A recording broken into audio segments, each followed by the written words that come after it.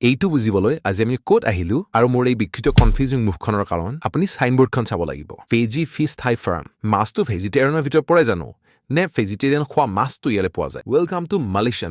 মালয়েছিয়াখন এক অসমীয়াৰ দৃষ্টিৰে চাৰিখন পাহাৰৰ মাজত পানীৰ ওপৰত বনোৱা এই ৰেষ্টুৰেণ্টখনলৈ আমি মাজে মাজে নহাকৈ থাকিব নোৱাৰো ইয়াত লাইভ মিউজিক সলাই চলি থাকে মালয় ছিংগাৰৰ মুখত হিন্দী গীতবোৰ বৰ কিউট শুনা পায়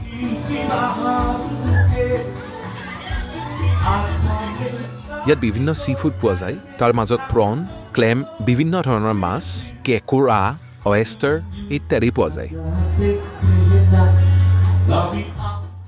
ৰেষ্টুৰেণ্টখনৰ ছাৰ্ভিং ষ্টাইলটো চকুত লগা